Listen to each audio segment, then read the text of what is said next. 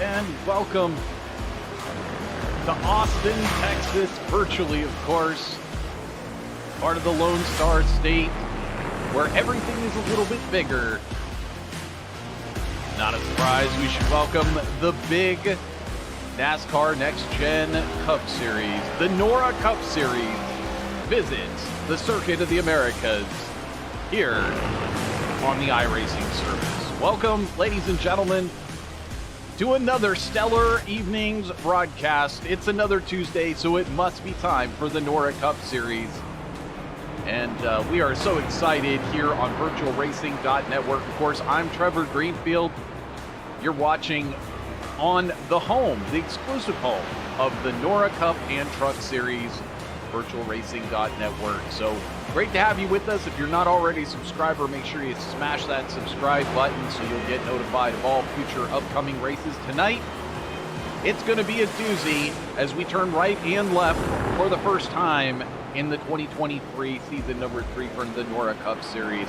Race number 6 of 36. 9, 18 are the stage numbers. There will be no cautions.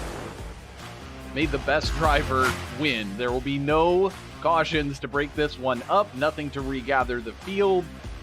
And that means qualifying is actually going to be pretty important. So with that, drivers head down trackside right now.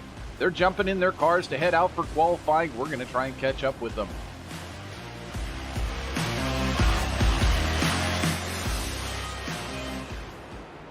So now this is an open qualifying format, which means that these drivers will get a chance to go out there and drive with the other cars on track, which is not the way that it's usually done on the ovals. Usually it's single car qualifying, but here it's a little bit different. This being a road course, not too much of a drafting advantage to be gained on the straightaway, so it's determined that all the cars can kind of go out there together. Why not? While these drivers are out there, we have about 9 minutes remaining here in this session. Go ahead and get for you some of the points up on the screen. Take a look at where these drivers are at. There you can see Season 3 driver standings after 5 races. None other than Vincent Arthur topping those charts again this week. But look out for that Ronnie Norman, who currently in that 33 car is climbing the charts in a hurry, up 2 positions since last week, and starting to make this a race for this championship. Vincent Arthur not really able to run away with this one yet. Still a long ways to go and a lot of races to sort this one out. Brady Motes jumping down a spot, and Brian Powell also jumping down a spot. Matthew George hanging out there in that 5th place. Let's take a look now at our owner points. Get that up there on the screen. There we go. After 5 races, it's Flatline Motorsports who still dominate the top 3 positions for the NORA Cup Series, but that's still up for grabs there in the 2nd and 3rd spot at least, as Harper Motorsports is right in that race, as is Brian Powell Motorsports. And then you've got Independence hanging out there in that 6th spot. So it's really anybody's battle here in the owner standings as we go forward as well. It's kind of early to talk about points, if I'm being honest. Now, last night, for those of you who were with us to watch the NORA Truck Series take to the track, that was some exciting stuff as we saw Vincent Arthur out there able to convert and pull off victory. He took pole position by a sizable margin, but then not only did he take that pole position, but once again he was able to, after facing a little bit of adversity on the opening lap, a driver by the name of Sean Briscoe coming up and giving him a pretty good challenge there and actually passing him. Tried to stay in front, but about halfway through the opening lap, it was Arthur back in front, and he never looked back, though Josh Conover did give it a valiant effort, and so we look forward to possibly Josh Conover being a factor again tonight. Drivers getting a chance to kind of reset and possibly do something a little bit different than what they did last evening Once again, so great to be with you. My name is Trevor Greenfield, and of course, the car cams tonight going to be provided by Shane Weinmiller of SimWrapMarket.com. If you want any of these car cams, go ahead and head on over there. You can pick them up. He updates them. He has all kinds of track cams. He's got, of course, wraps if you want a new livery on your vehicle. SimWrapMarket.com. So great to have these provided by Shane. We do appreciate that. So right now, a lot of these drivers just on their opening laps here. This is Brady Moats out there on the screen right now. Try to get that info up there for you. There you go, for Brian Powell Motorsports. He's about coming up on 9/10 of the way done with his lap. Had a couple little issues there, but it looks like he'll get in his first lap. He's not really going an off track yet. We got Joey States out there. He is showing an off track. Ronnie Norman showing a couple of off tracks already, so we'll have to see if these drivers do get in a flying lap on that first one. The first one to put in official time, Brady Moats with a 2:13.61. Fastest Sector 1, fastest Sector 4 of anybody thus far. We're waiting. Here's going to be Cody Height bringing in another lap. Brian Powell just putting in his first lap. You can see there, 2:18.15. That's pretty far off the pace. Josh Conover at 2:14.16, so a lot closer to what we're expecting. Cody Height now slotting into that third spot there at 2:16.12. Back on board with Height in his Ford for Harper Motorsports. Going to be a long road tonight, 41 laps. It's actually a lap shorter than it was last night, which for a lot of these drivers who had to survive to the end of last night's race, that's going to be music to their ears. Those of you out there watching, we do appreciate it. Welcome to the broadcast. So great to have you here. We're excited to get this one going here tonight. Qualifying well underway at the moment, so welcome to the broadcast. As you're just arriving, feel free to take a seat, grab your favorite beverage, and get ready for some incredible action here, the NORA Cup Series. Cody Height continuing in his Ford to try to pound out the laps. We've got John Cottle out here in the number 6 for Harper Motorsports as well.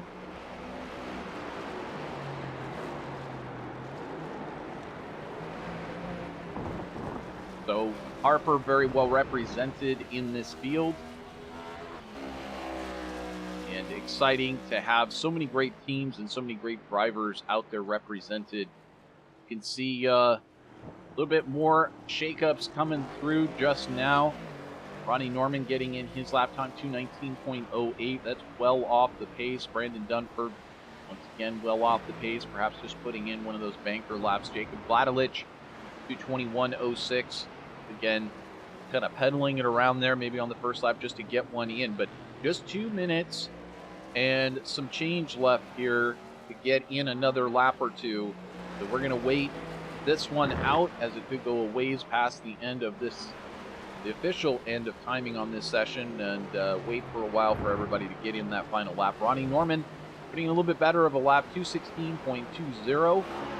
Cody Height taking it a little bit faster there, 2:14.05. But even faster goes Brian Powell that last time by. 23-year-old out of Alabama. And Brian Powell Motorsports at 2:12.83, thus far the fastest. Now, what about some of these other drivers? Some of them did try to put in a lap, but had an off track and therefore had to abandon. We've got Joey States yet to put in a time. Peyton Tulloch, Matthew Hibbs, Timothy Harper, Joshua Curry, Jake Christenberry, Anthony Mackey, Adam Kulikowski, Jonathan Daughtry, Matthew George. A lot of these drivers that we have not seen put in a time thus far. I tell you what, he just put in his first lap, and that is Vincent Arthur.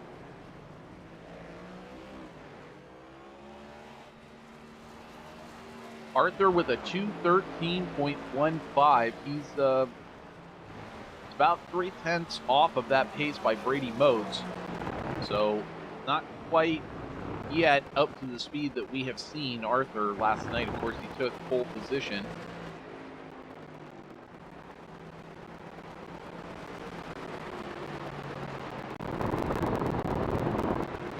We watch on here to see who will be able to top Brady Motes' time of 2:12.83. Josh Conover there, center of your screen for Flatline Motorsports. 5-year-old owner of the NORA Cup and Truck Series. Quite a cool guy, keeping up on the back end of all of this with the administration that's necessary.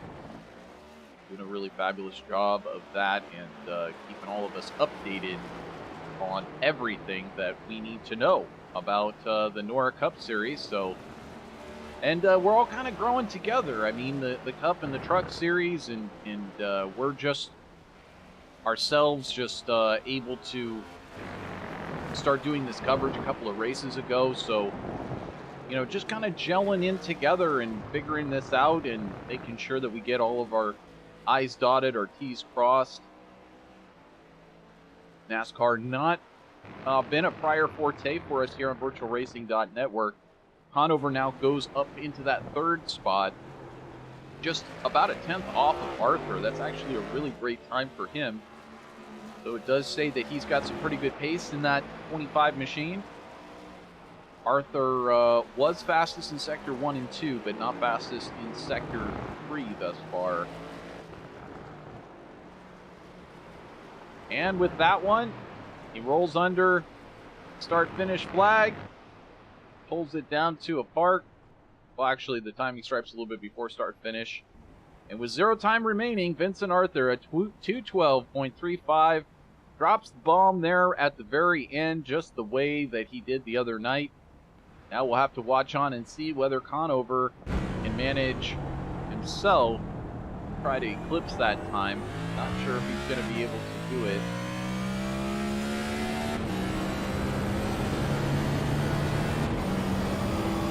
Conover sitting there in third place. One of the drivers that's out there that could possibly take that position. He's going to try to give it his all. He's got personal best sectors there in Sector 2 and Sector 3, but it's a little overcorrection as you can see him exiting that corner. This car's just a handful to drive, and as we heard from Vincent Arthur last night in the interview afterwards after that Craftsman Truck NORA Truck Series race, these cars, these trucks, I mean, they're not really made to turn right. They're not really made to go road racing. I think that's what makes them a bit fun and a bit challenging. They're so heavy, and they're not really great road racing cars. You see Ronnie Norman fly down the start-finish straightaway and improve his position to 6th. Back over to Ronnie Norman, though. Is he going to be able to improve over Brady Motes? Not quite good enough. A 2:13.23, so he does improve his time, but not quite good enough. And oh, the magic of sim racing, folks. He is, in fact, okay. Nobody needs to rush over there. There will be no EMT showing up. Just having a bit of fun there, Joshua Conover, as he brings it to a rest there at the end of qualifying. So that will about do it here for our qualifying. We've got to wait for it to go official before we can bring up those results, but you can see it on your screen. Vincent Arthur with a fabulous time of 2 minutes and 12 seconds, .35, and he will be on pole position for today's race. So momentarily, as I said, we'll be able to get those results up for you. Just kind of waiting for the end of this one. I think it's the couple of drivers still need to get into the pits, and then we'll be able to move on. But a beautiful track here, mostly cloudy here tonight. We'll take a look here at some of what we have going on for tonight's race. get this to come up on the screen here. There we go. So this is about what the track looks like. It's got several long enough straightaways to make passes on. Certainly, I want to say it's a driver's favorite. Me personally, I just kind of survived this track. It's not my favorite overall, but it's got makings of just about everything that you could need for a really good road racing track.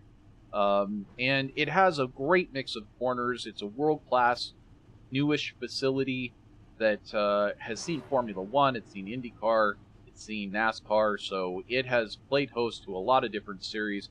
47% humidity, 8 mile per hour cross breeze, 80 degrees on track. That means that there won't be too much tire degradation here, the virtual Austin circuit. Sold out crowd for the six straight race. Six races we've had, 6 sold out crowds here. All these virtual iRacing fans showing up. Let's go ahead and go through tonight's starting order, starting with Vincent Arthur of Flatline Motorsports nabbing that pole with a 2:12.35, 0.4 of a second over Brady Motes. Second row, Josh Conover and Cody Height. Third row, Timothy Harper, Ronnie Norman. Fourth row, John Cottle and Matthew George. Fifth row, Brian Powell and Jacob Glodelich. Sixth row, Adam Kulikowski and Anthony Mackie. Looking a little bit further back, it is Adam Kulikowski in 11th with Anthony Mackie outside, mentioned, and Matthew Hibbs in 13th with Brandon Dunford. Joey States with Jake Christenberry in 17th, Peyton Tulloch, Joshua Curry. 19th will be Nick Geilis and Jonathan Daughtry. That is your full running order tonight. Honestly, a few drivers choosing to sit out tonight's race. I guess in some ways you can't really blame them, as tonight is not everybody's forte, that's for sure. Doing the road racing thing is not for everybody, but those who do love it, this is a great track to drive on. It really is. It's a lot of fun. It's a chance to challenge yourself. You see a number of endurance races happening here at the Circuit of the Americas because the track is very wide and accepting of racing.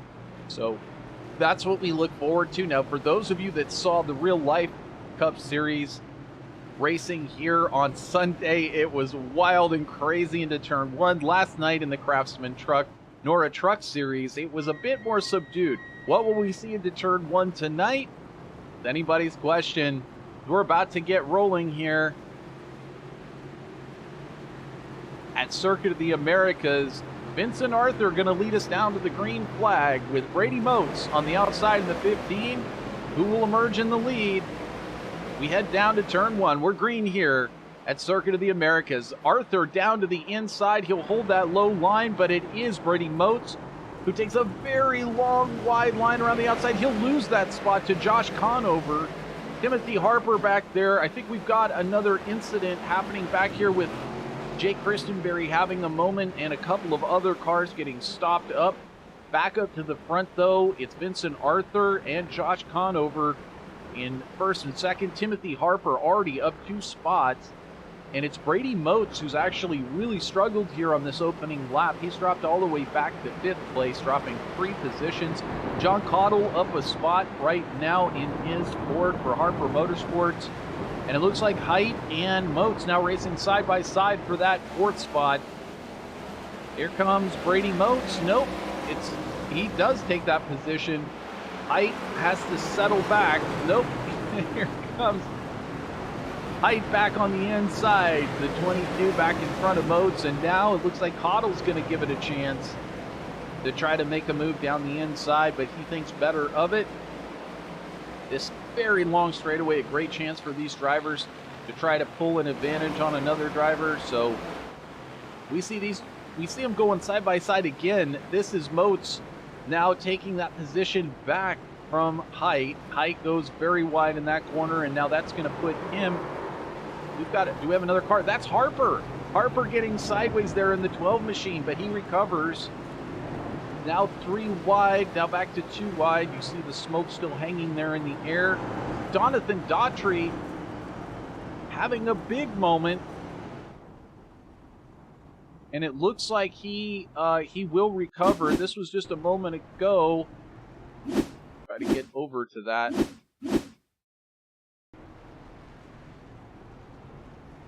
Jonathan Daughtry on your screen. Well, I'm not exactly sure what caused that incident. We'll see if we can go back here. This was Josh Curry passing Jonathan Daughtry for position on track.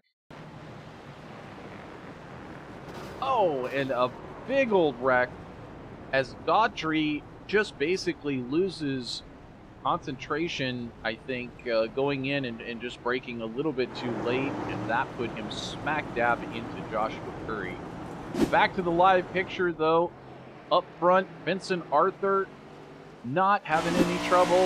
Looks like a repeat of last night. Josh Conover sitting in second place, and Brady Motes has managed to emerge with that third place once again.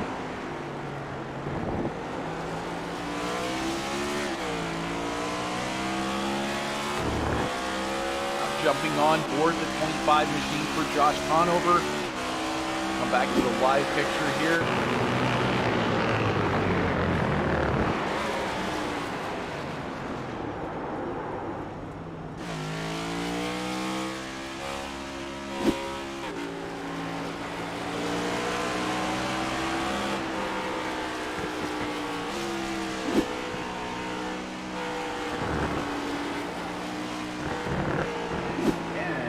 We'll be back in just a moment as we try to get some things straightened out on our end. But either way, Vincent Arthur shown in the top spot. Josh Conover in second. Brady Motes in third. We'll be right back here on VirtualRacing.Network. Stay tuned.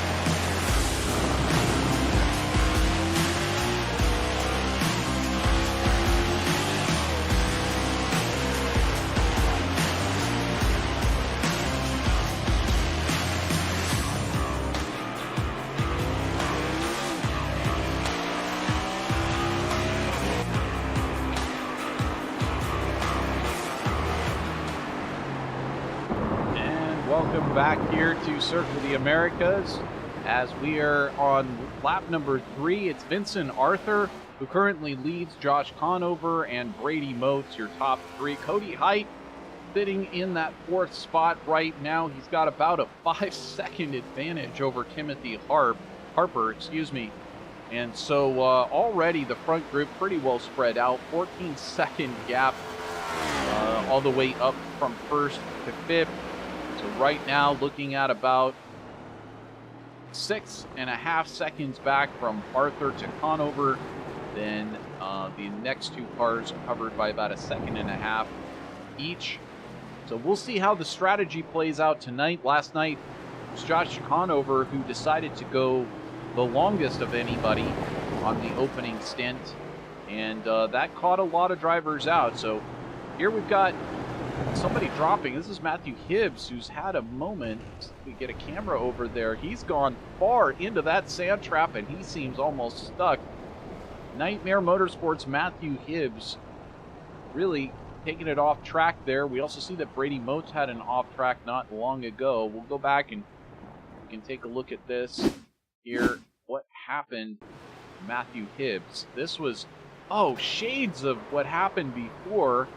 That was the 45 car of Adam Kulikowski, who got tagged by the number 9 of Hibbs, who I think just kind of lost track of braking. I mean, this is the second car that we've seen this happen to. Let's see if we can jump on board. Wow, he just really did not get that car stopped.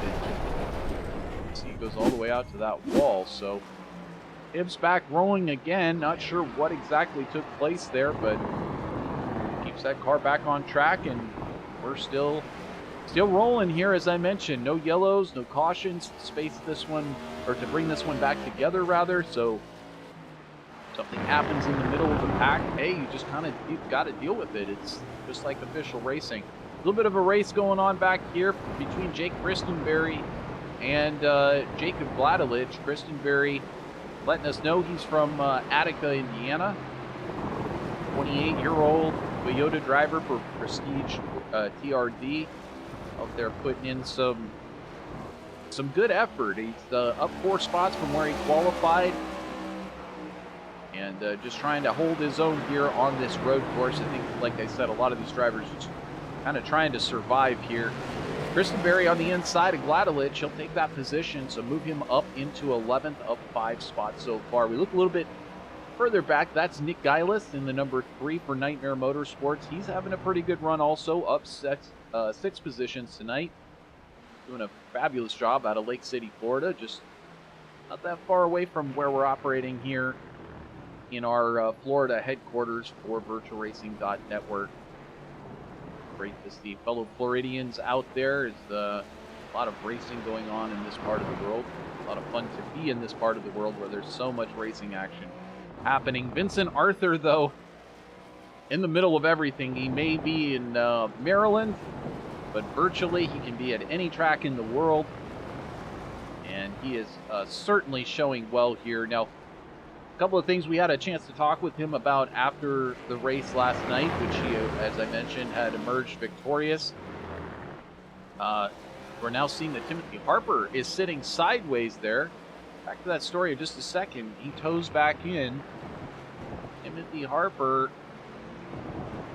going off track. Let's see if we can tell exactly what happened here. This is Harper.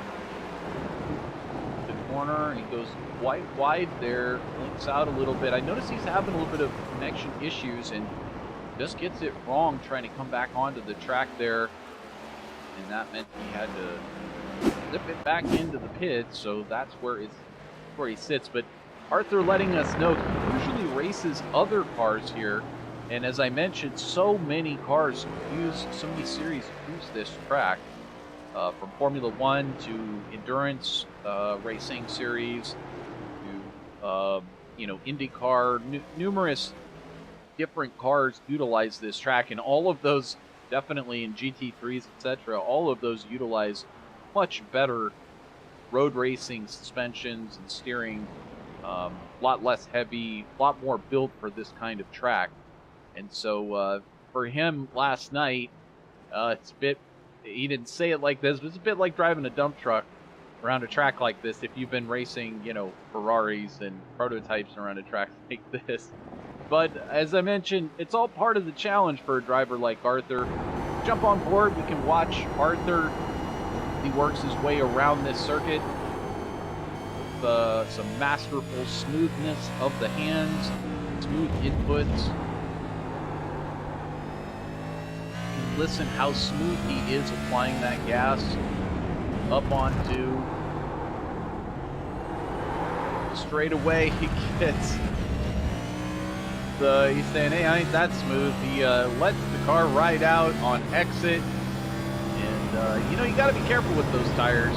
You certainly do. You can't go burning off the rears quite like that. Anthony Mackie having a moment here, I think just a second ago. Exactly what happened. We'll take a look. A lot of these drivers, this is just, sometimes it's just hard to get stopped quite right for the corner. It's very precision. The heavier the car is, the more difficult it is to get it stopped just perfectly. We've got Matthew George having a moment. Get over to that. think George just kind of going off track in the last corner. Brian Powell doing the same thing. This was Powell going off, I believe, just over the curb, just enough to draw an off track, and Matthew George also doing something similar. Well, I showed that perhaps a little bit later there was something a little bit worse for Matthew George. This is taking a look at this incident. Like he takes the long way through turn 1, but he does continue. Jacob Vladelich, see what his little incident was all about. Very, very similar to what we just saw. So a number of these drivers just, the tires start to wear and you really have to kind of gather it back up, adjust to that tire wear, and start to look at, how can I back up this corner? Now, Conover off the track, you can see there, he'll bring it back on, and he's now only about 1.2 seconds in front of Brady Motes. So that time, Vincent Arthur setting the fastest sector 1 time, and Josh Conover had just set the fastest sector 3 times. So perhaps Arthur and Conover, once the tires had settled in, they'd gotten a little bit of fuel out of the cars. They were just starting to step it up, and something went wrong with the 25 machine. But last time by, Arthur, 2:13.46, only a half a second off of his fastest lap that he has set so far tonight, and Conover a 2:15.91 with that error, 2:14.38 for Brady Motes. So I think Motes on pace is well, he's just under a second a lap shy of what Arthur is, but Conover, fast enough, but he's got to watch those mistakes, because that's what's ultimately going to end up costing him a chance to battle with Arthur. Last night, Arthur was kind of expecting Conover's strategy to work out, where they would kind of be at the same place at the very end of the race, but Conover had a few mistakes. Arthur had practically none, and therefore Arthur managed to finish quite a ways in front of Conover, even though Conover at one point had taken the lead under the pit stop cycles. He was just not able to convert it ultimately into fast enough time to be able to challenge Arthur for that win. Looking a little bit further back here, this is Anthony Mackie, still having a couple of issues here, but in the 54, he dropped 3 places from where he started tonight, but he is holding in the top 15, which would be good for points. And a lot of these drivers, that's the way you got to look at it. If this isn't your kind of track, maybe this isn't your kind of night, just got to do your best. Get a top 15, get a top 10. Just got to think about those points at the end of the season.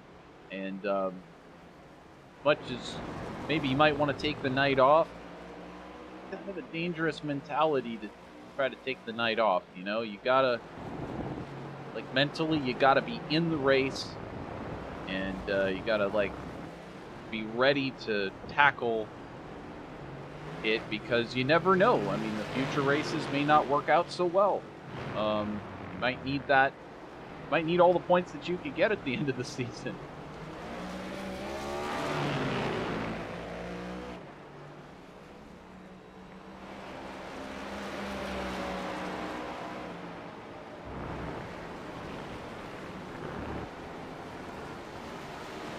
We watch on here as Conover making his way through, and honestly, it's not easy to even hold down second place in one of these races.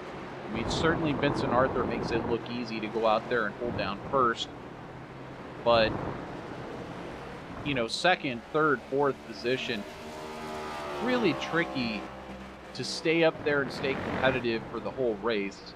And even though we're just sitting here in lap number 8, it's still one of those things where you have to work every single lap And you really do have to stay competitive each and every lap. You just cannot afford to be making too many mistakes out there, or worse yet, going really off track and crashing into a barrier. That seems to be the time when most of these drivers really wipe out and lose an opportunity to get a top position. Wait for our paints to cycle through here. All kinds of fun issues tonight.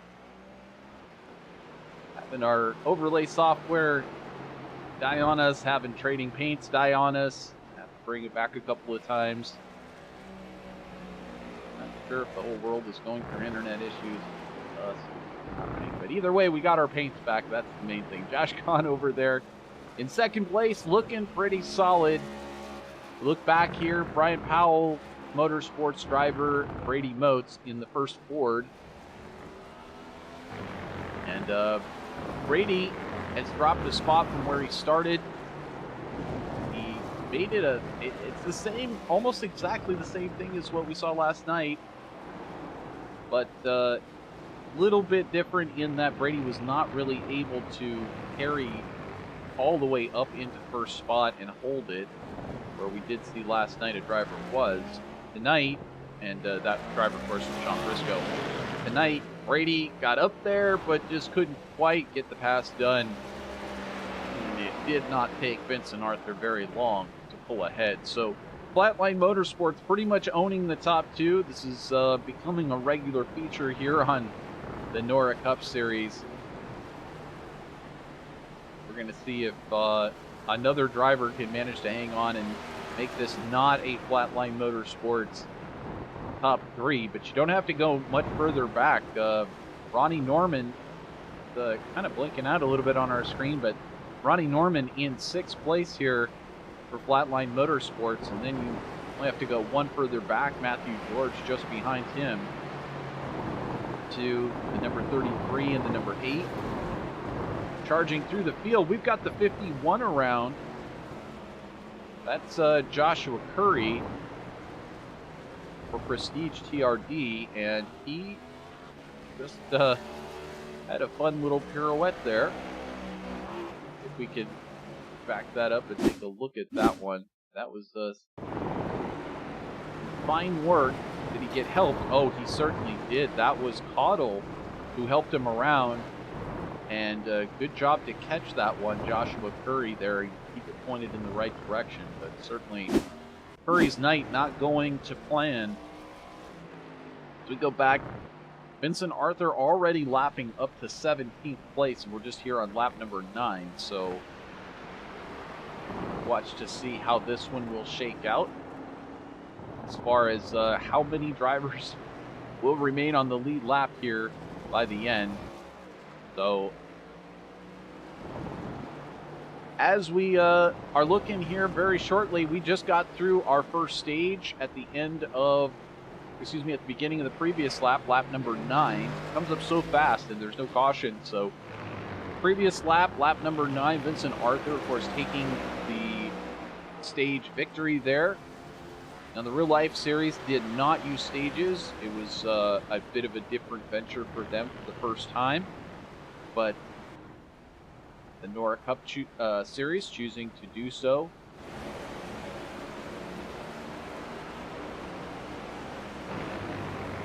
So we'll be having another stage coming up here on lap number 18. Then we'll go the rest of the distance to lap number 41. The driver in the pits, and that is, in fact, Joshua Curry for Prestige TRD, choosing to bring it in here on lap number 10. I think perhaps stopping to ask for direction. Oh my goodness. Poor Joshua Curry, not having a great night, and having to get some, perhaps just getting some new tires. Maybe get burned off the tires a little bit. But back to it, it is Vincent Arthur. He goes a little bit off track there, but brings it back on. Not an official off track, just a little ways, just a little further out than he needed to go. Managed to correct it. Josh Conover sitting in second, Brady Motes in third. Just further back from that, you got Cody Height who is 11 seconds back from Brady Motes, and giving it a good run. It's right exactly where he was when he started. And just like last night, I think the top 5 ended up exactly where they had qualified. They all finished exactly where they had qualified, which is kind of phenomenal. You just don't see that kind of thing very often when you watch these races. You see Cottle there nursing that number 6 through the corner. Brady Motes getting in for an early pit stop himself. So earlier than the rest of the competition here on lap number 11.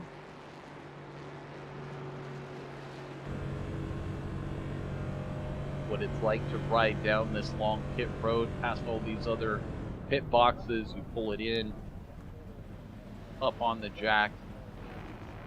And now here on iRacing, the way it works, we don't get a chance to see the pit crew. It looks like he didn't even take tires there. You didn't see him go up on the jack.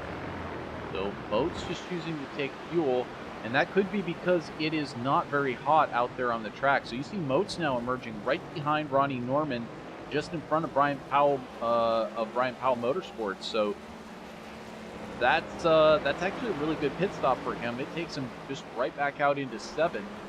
And as I mentioned, you know, it's a real strategy call, but the sun is not out. It's not hot. Perhaps he feels like there's plenty of life in these tires still yet to come. So he'll. I'm anxious to see exactly how much fuel he did take on board, though, because in our pit lane time, for whatever reason, is not working tonight. So I don't have a good idea of the overall pit lane time, but 8.27 seconds spent in the pit box.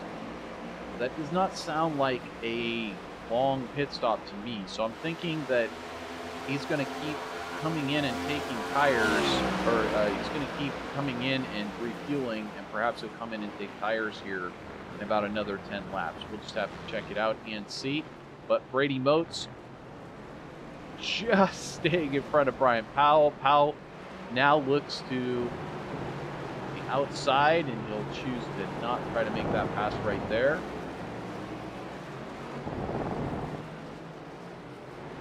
Powell again giving it a shot on the outside. Not able to get it done. Trying to take a chance here, that maybe thinking that Motes has cold tires. Certainly Powell with the hot tires able to try to challenge here, but Motes' tires would not have cooled that much coming into the pits. Taking an opportunity when you can, that's what a racer does. You see a gap open, you go for it. What more could you want? Back up at the front, Vincent Arthur getting it done with style. Got a 9.6 second gap over the competition of Josh Conover. Look a little bit further back here. There, it looks like Matthew George has slid off. That's allowed Brian Powell to continue. Ronnie Norman just in front. Brady Motes getting up into that 5th spot. So this was Brady Motes getting by Matthew. Actually, let's take a look at his pass over Ronnie Norman. This was into turn 1. We had shifted the camera. Stellar pass, and you can see Matthew George trying to make that pass just up in front and going well wide off the track and basically out of camera. Only to rejoin right there behind Brian Powell. So Matthew George trying to make it a good night for himself. Get a couple of extra passes in, but you gotta execute. You gotta pull it off. It's not just enough to make the pass going into the corner. You gotta plan to come out with that lead over the other car as well. We can see, is this Brian Powell now making a move on Ronnie Norman? It is indeed. Powell trying to stick it in there. Not going to be able to do so. Take a look over into our chat room. Appreciate everybody joining us live here at VirtualRacing.Network. You're watching the NORA Cup Series 2023. This is season number 3 of NORA Cup, and it continues to grow by leaps and bounds. We've got Josh Conover for Flatline Motorsports now pinning in his Chevy. He'll take fuel this time. We'll see if he chooses to take tires. Unlike what we saw from Brady Motes, I don't see Conover really going up on the jack. Oh, he did take right side tires. So he is going to go for 4 tires all the way around. I guess you wouldn't take just right sides out of road course. That wouldn't make any sense. But there you go, Josh Conover back up and running with freshies, and he'll come back out in 4th place. Just in front of John Cottle. Cottle and Conover there. Conover on the cold tires, not even able to challenge. So it looks like he'll have to mount a challenge there to John Cottle once he gets those tires up and going again. Christenberry up 10 spots so far into 6th place. Now he has not made a pit stop, and a number of other drivers have. Brian Powell, Ronnie Norman, Joey State, all these drivers now having made a pit stop. And Joey State sitting sideways on the track for Nightmare Motorsports. He'll get it going again. See if we can figure out what happened here as States came out of the pit into turn 1, cold tires, and just loops it around. Matthew George get by there. Wide picture. States managing to hold that car in front of Nick Geilis. And again, hey, feel free to say hello in the chat room. Let us know who you're rooting on. Tonight, I think we had a couple of other I'm telling you, I've done so many of these. Oh, and there's States. Gets it really sideways on those cold tires. Skids that car to a stop. And he'll have to kick it into reverse. I'm just telling you, it is, it's live broadcasting. And, as they say, the show must go on. But I tell you what, there's always something going wrong with these broadcasts. Last night, a big glitch. Tonight, not such big glitches that we can't fix them.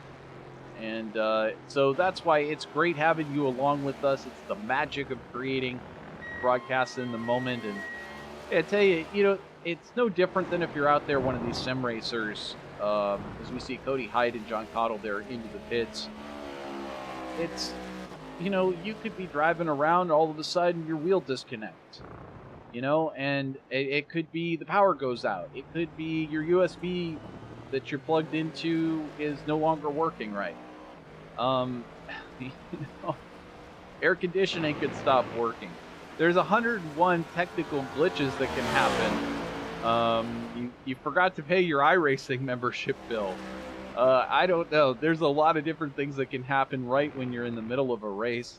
And it happens in real life too, in of course the real life racing series, where I've heard it said many times before, 10-cent part, or nowadays I guess $5 part, costs you a whole race. Sometimes just a fastener or something. Nowadays in the Cup Series, really what you got to look out for is something that might fail, that might make you fail inspection, which of course these cars don't ever, in iRacing you never have to worry about that, because you literally can't cheat to the point where you'll fail inspection. There is no post-race inspection, but something could fail in terms of some sort of fancy fastener or some sort of spacer that you try to use that's super lightweight, or maybe it's a different kind of design, and it could fail during the course of the race. And it's not a big thing. I mean, shoot, we've seen these cars. How many times have we seen these cars on speedways and they get damaged and they go even faster? I mean, so it's a little tiny part.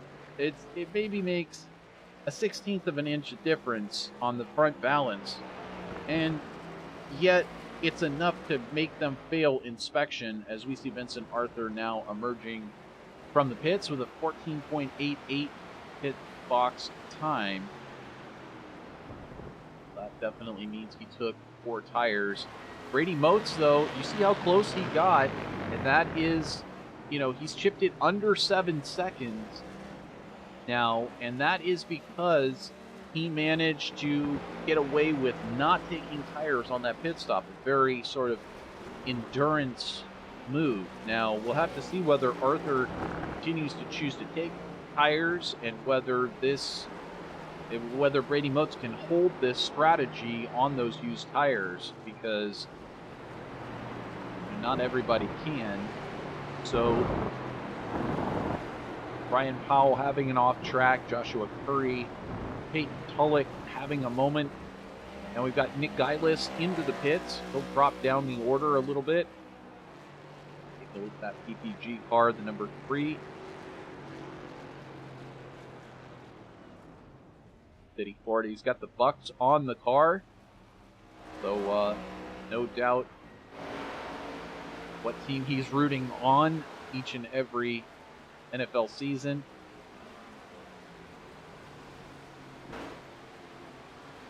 But this lead has now shrunk down to 5.7 seconds. All thanks to Brady Motes choosing to not take tires on that pit stop. And in fact, saving 6 seconds or so on that pit stop. So well done to him with that strategy. And as I said, we'll just have to see. Perhaps Vincent Arthur will try the exact same strategy, try to stretch it out another, he might come in for fuel in 11 laps or so, but he might not take on tires, and then that might straighten out. But we'll have to see how it all works out. Matthew Hibbs now in the pit in that number 9 for Nightmare Motorsports.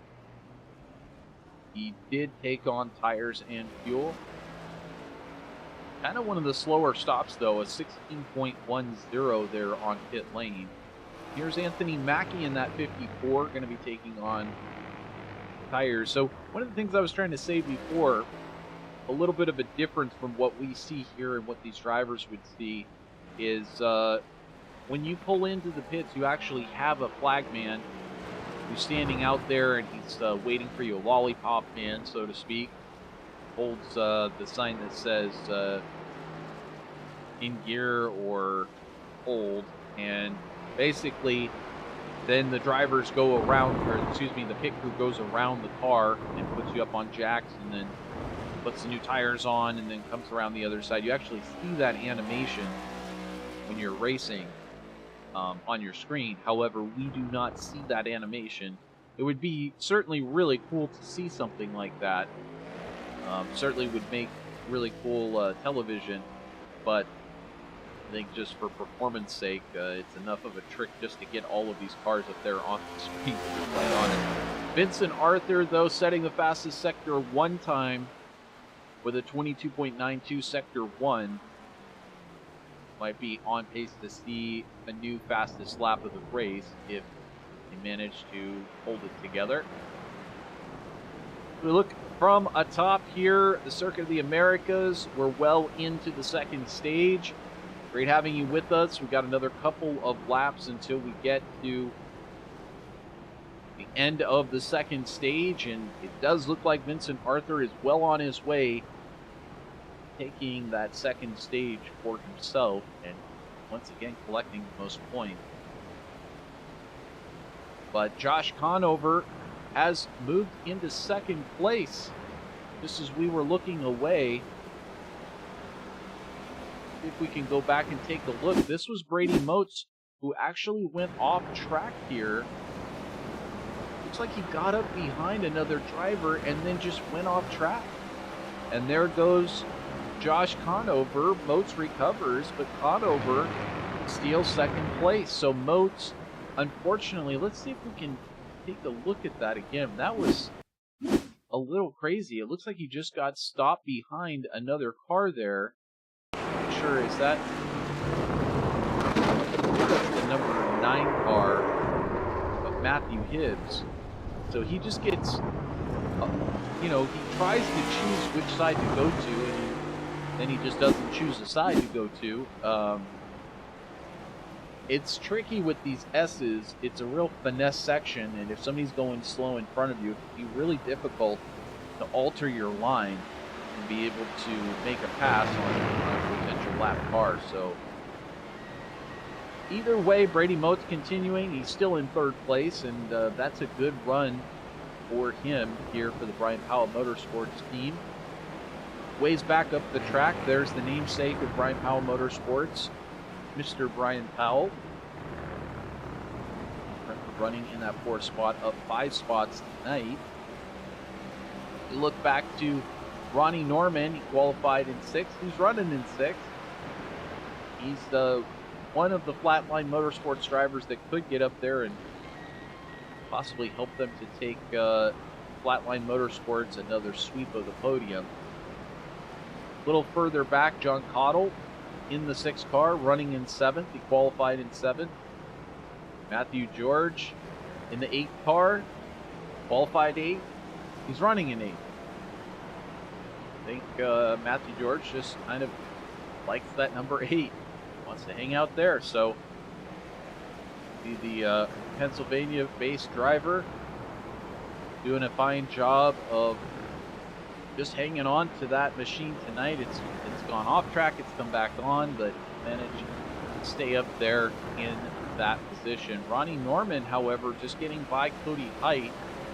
This was just a second ago. This was Ronnie Norman finding a way around Cody Height. Height looks like he got slowed up a little bit on Brian Powell and just got a little jammed up on exit of that corner, and there, Ronnie Norman finding a way to step around.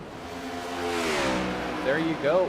Ronnie Norman slides past up into that 5th spot, so only got to go 2 more spots up there before making it a Flatline Motorsports 1, 2, 3. I think easier said than done, as you've got 2 Brian Powell Motorsports cars sitting there in 4th and 5th. A little bit further back here, you got a driver who's up 7 spots. We haven't really been talking about him too much tonight. Jake Christenberry. We have been talking about him a lot previously, and partially because I was a little partial to that sponsor that he was carrying on board. Tonight he's got a totally different sponsor, but was running with that DoorDash sponsorship, which I have a lot to say about that. Tip your drivers, folks. But driver out of Indiana, he's doing a fine job in 9th place, up 7 spots, as I mentioned, running for Prestige TRD. And he did have a pretty good stop, 15.17 that time that he was in. He's had a number of off-tracks. Suppose we could go over the off-track report. Would you believe that... Okay, I'll go over who has made the least amount of off-tracks tonight. Now, this is so far the driver that has stayed the cleanest out there. Jacob Blaudelich, with just 1 off-track shown on our side. Now, this may not be entirely accurate.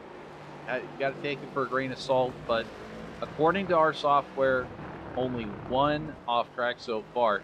The second least amount, and this is the way that sometimes it just works out, Vincent Arthur with just 3 off-tracks so far. And I got to tell you, it kind of upsets me when I'm racing and I'm putting in everything I got. You know, you get those off tracks here and there, and just, yeah, it's going to count against your safety rating. You know, 2 of them aren't going to matter, but more than that, it's going to start to, you know, pretty soon it's about even on the safety rating, then it starts to go down. It gets to like 10 off tracks or something. This is a league race, so it doesn't really matter. But when you do those official races and you see those incidents, and the guy who wins, he wins by a bunch, and he's got 0 incidents next to his name, boy, does that can really hurt me. You're just like, it's not good enough that you went out there and you were blindingly fast. You didn't make any mistakes either.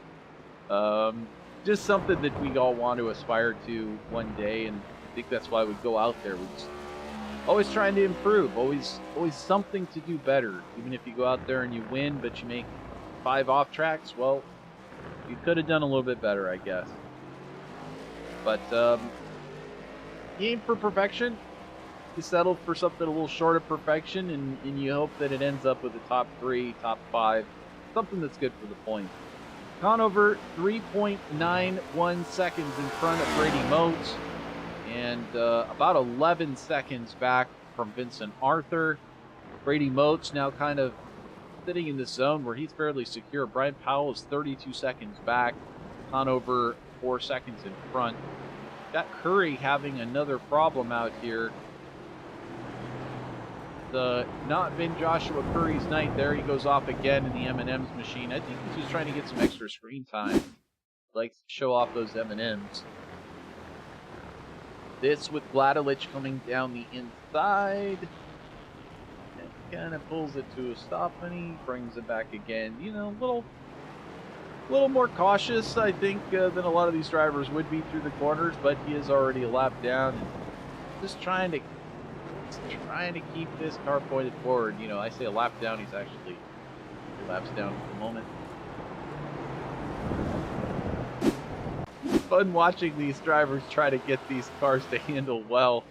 I suppose it's not quite as much fun for these drivers themselves out there. So, last lap by, it was Arthur, Conover, Motes, Powell, and Height. That was your top 5 for stage number 2. And we continue on here. It doesn't look like too much is going to be different. Now, this is Cody Height, who is right up on the back of Brian Powell. Height for Harper Motorsports and Powell for Brian Powell Motorsports. I think Height might have something for Powell here. We're right on board. Going to take a look down the inside. Kind of just showing his nose. One of the key things that you do when you're racing. Never fully know whether the car in front is paying attention to their relative time so they can see you approaching. Just, you know, you may have been half a second back or a second back, just a couple of laps ago, and here you are right up behind the driver in front. So you don't really know whether or not they're paying attention to those relative times down in their relative box. And so the thing that you need to do is you get up behind, and then you show yourself in their mirrors, and you kind of make them aware of the fact that you are there, and you're going to attempt to make a pass on them. Now, that does a couple of different things. One is it kind of serves notice, hey, I'm going to try to pass you. It's going to happen. I'm here now. And so it does give fair warning, and that tends to, it does tend to cut down on potential issues, if I am being totally honest. Matthew George getting by John Cottle for 7th place. Cottle had a problem there. Let's take a look at this pass. Looks like Cottle perhaps have an issue. Yes, just straight lining there deep into the corner. Matthew George getting by Cottle, starting to suffer some of that brake fade, although brake fade isn't a real thing in iRacing, but should be. It's a real life thing. Either way, the other thing that it does when you show yourself in someone's mirror is a very good chance, Matthew George have an off track there, it's a very good chance that it might start to worry that car in front. And, it could be that you just caught that car in front by being, a tenth of a second faster. It could be that that car in front already is having issues with their tires, maybe threw it off a corner before, and that's why you were able to catch up a couple of seconds. Either way, adding a little bit of pressure to the situation, getting yourself right up there behind. We can see these two now racing side by side. Height and Powell racing side by side through the S.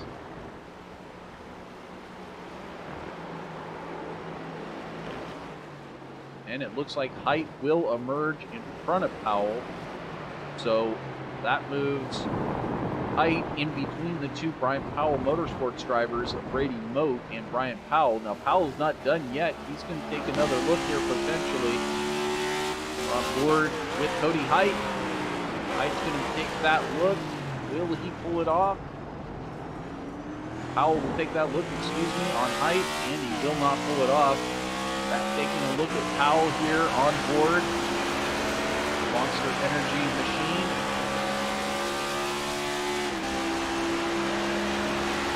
He'll show himself into the mirrors of Height. Similarly, apply a little bit of pressure. And Height takes it a little deep into the corner, and once again, it's a drag race. But Height wins that drag race. Height takes himself out of position. Powell getting through. Now Height is going to have to deal with Ronnie Norman now closing in on him. So now we have a battle here for fourth place that has emerged. Another battle happening between Matthew George and John Cottle. And take a look back. Looks like a battle there for ninth place between Christian Berry and Staves. This is the best one at the moment, and right up here in fourth place. Brian Powell, Cody Height trying to decide it here on lap number 22. So now we've got this three-way battle happening for fourth.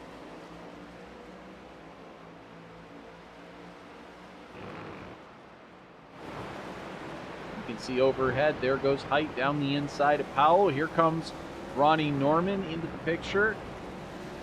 Norman gonna think twice before just dive bombing there into Brian Powell. Difference between taking the, seeing a gap and going for it and dive bombing, and it's I want to say it's a fine line, but it really isn't. It's, if it seems like you're not anywhere close to being alongside going in the corner, you probably should not make that lunge. This is all part of road course racing. I mean, yes, you can dive bomb on an oval. It kind of feels a little different, but on a road course, the braking distances and everything, it's very tempting to try to outbrake somebody and try to almost slide job them as you come through the corner, knowing that if you're in front of them, they can't really exit the corner through your car. So, come in real late on the brakes. They might be taking a standard racing line to the outside.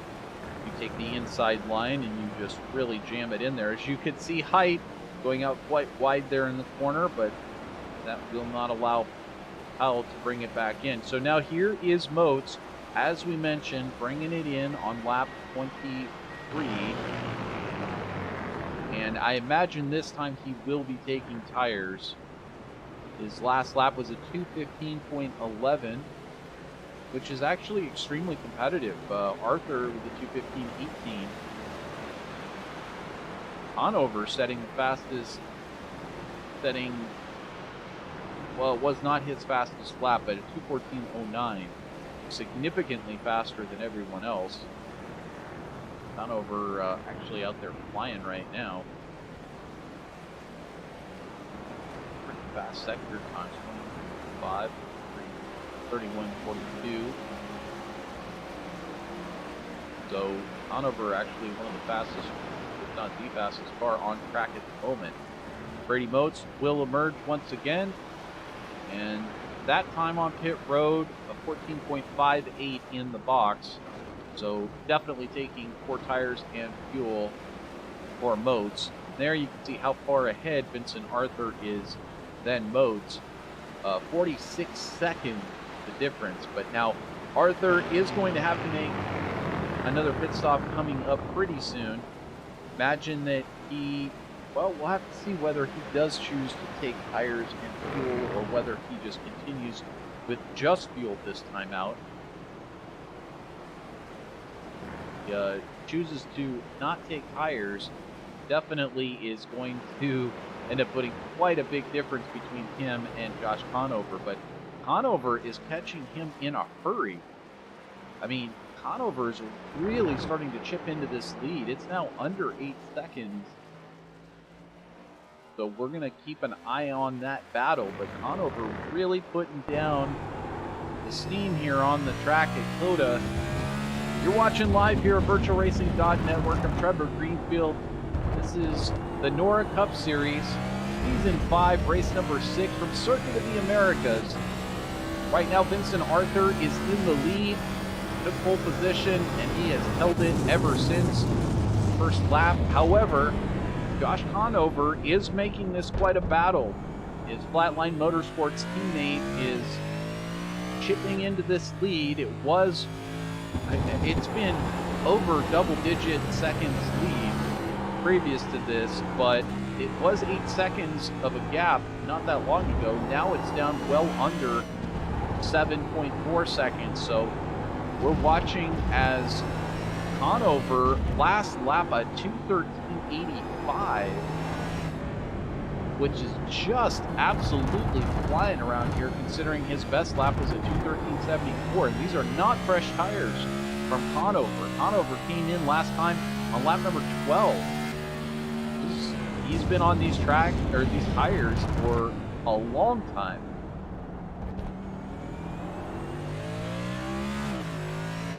Once again, we will keep an eye on that. Brian Powell into the pits. Out of that 6th position, Ronnie Norman up in 5th, or probably going to be in the pits, but not into the pits. Matthew George actually getting by on track. That will put Powell down to 7th. Can't believe that Matthew George is still up there towards the front. He has had so many off tracks tonight and a couple of incidents, but he does continue nevertheless. So we were talking about Vincent Arthur before and off tracks, etc. He's now up to 7 off tracks, so not exactly perfect in terms of the number of off tracks, but it doesn't really matter. Again, this is not official racing. Who cares? You can put one wheel off. There's another one. Certainly to avoid incidents and try to utilize a little bit more of the track, you can get away with it. A lot of the leagues, they will have an upper limit to the number of incidents you can do. And certainly there is penalties for car contact here in the NORA Cup Series.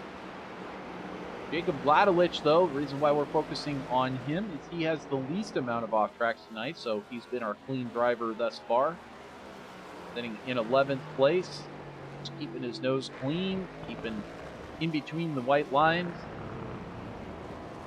It's 2 off tracks so far, but this lead has now come down to just 6.5 seconds.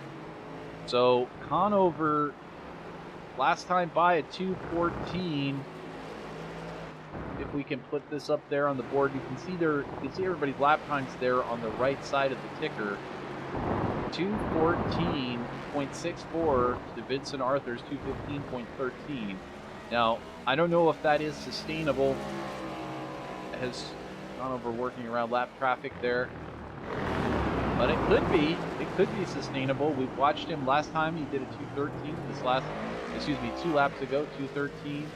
This time at 2:14. So we'll continue to watch with bated breath and see whether or not Conover can manage to continue to chip into his teammate's lead.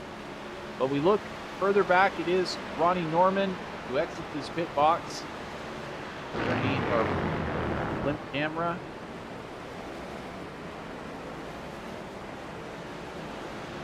Head there through turn 1 and emerge back in the 8th position. A little bit further back, that's Jake Christenberry, top Toyota performer of tonight. Currently sitting in that 9th spot, up 7 spots so far. And Joey State sitting just behind him in his Chevy for Nightmare Motorsports, the top Nightmare driver at the moment as well. Looks like Joey wants by Christenberry, and he's going to take that position. Must have known he was on camera. Joey States getting the pass done. by Christenberry. Nice pass there. Ronnie Norman not that far up in front too, so States has got that car working that well. Shoot. Going good.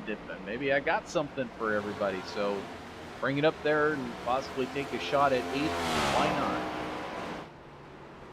So we look back here at this gap between Vincent Arthur and Josh Conover, and I tell you what, Arthur last time 6.13, and now it looks like Conover is getting close enough. We might start to see him in the same blimp shot here pretty soon,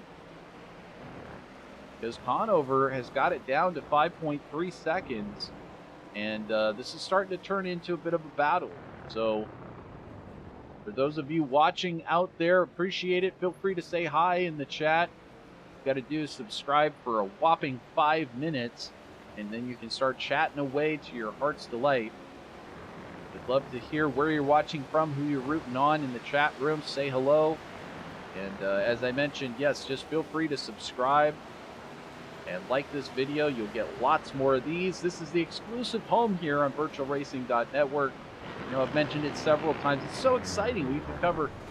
And as we're watching, you see Cody Height struggle coming out of the pits, now sitting sideways. He tried to light off those tires coming out of the pits, and it just went sideways on him. Let's see if we can jump back and take a look at this from his perspective. This was Height. He was having such a good run until this moment.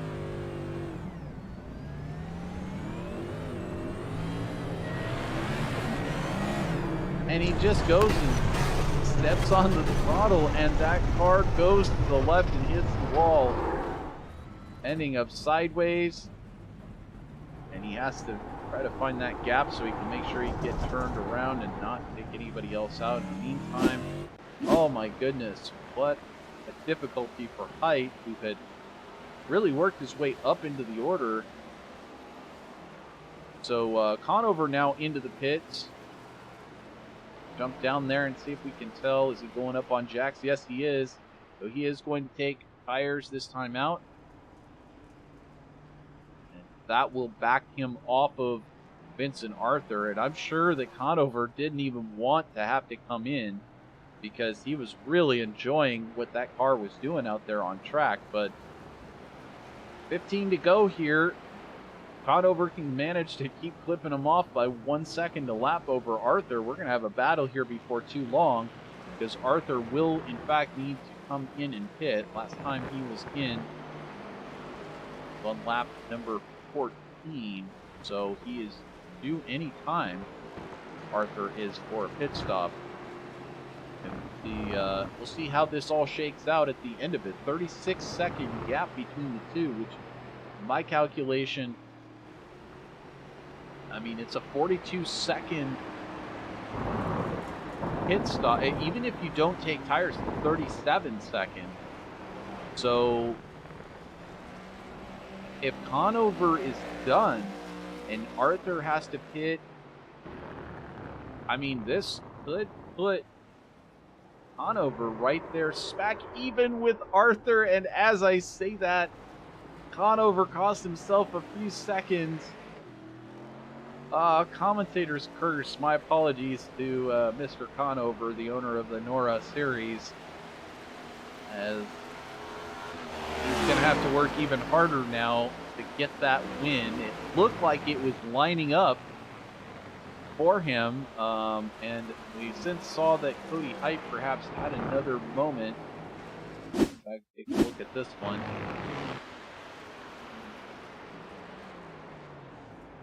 Height going a bit deep into the corner. Sometimes get these false positives because drivers slow down to a certain speed, and that triggers it to say, oh, we've had an incident. Christenberry, though, going off track, and State's getting by. Let's take a look at this one. Cold tires, once again, the factor here. And State's just getting through there. Christenberry kind of came to a stop, letting collects himself once again and gets going.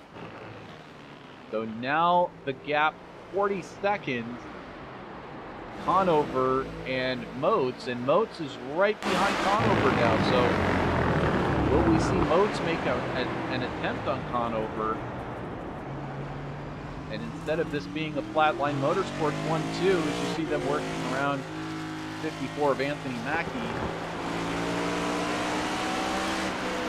you're going to see Brady Moats making that attempt on Conover. You know, again, Conover was just on a strategy, and still maybe on a strategy that could take him out there and possibly put him in contention for this race win. So you wouldn't want to see too much calamity happening between Moats and Conover, but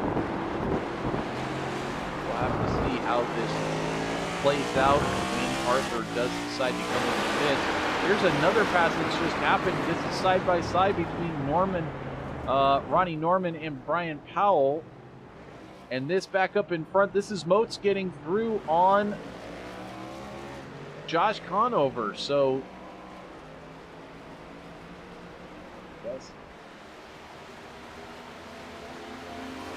I guess it might be Moats' turn in the sun, but he last came in on lap 22. So I don't think he can make it. I mean, I'm just not 100% sure on the fuel windows, but I do not believe he can make it to the end. Definitely going to have to come into the pits. Brady Moats will. So, great racing from Moats, but Conover, I believe, is done with pitting through this race, and Moats will likely have to come back in. We see that Otto and Cloudelich possibly having an incident. Here's Cloudelich still continuing. Otto able to continue as well. Definitely can see this incident. Otto just once again just super deep into turn one, and you know it does cost him a little bit. You see Matthew George there getting a little bit closer. Here's Kulikowski. Adam Kulikowski had a pretty quiet night. We were talking about him a moment ago as some of the other drivers were working around him. One of the few independents in the field. In fact, tonight, the only independent in the field. And apparently somewhere out there, Sprint DCS still works. So I guess they're still selling it. Got it on his car. I don't know. I never see it. I don't ever see any stores with it. Never see it featured anywhere. I suppose it still works somewhere.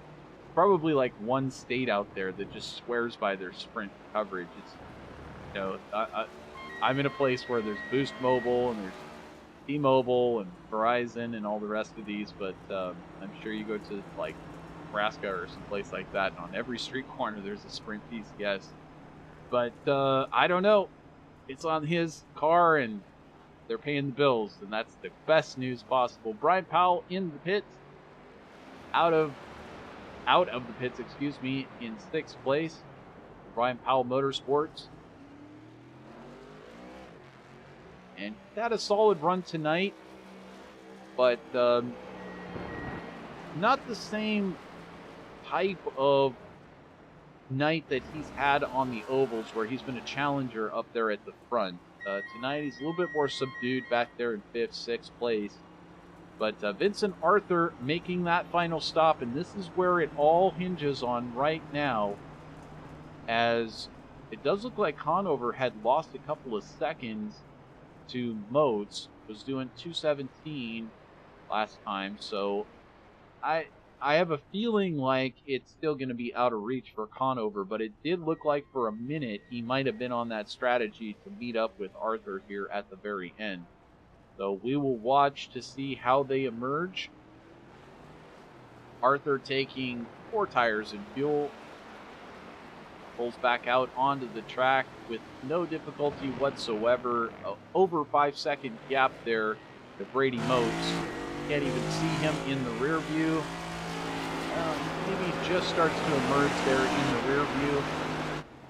And And Brady, once again, will most likely have to pop in for at least fuel, which is what he did in the opening stint, just taking fuel.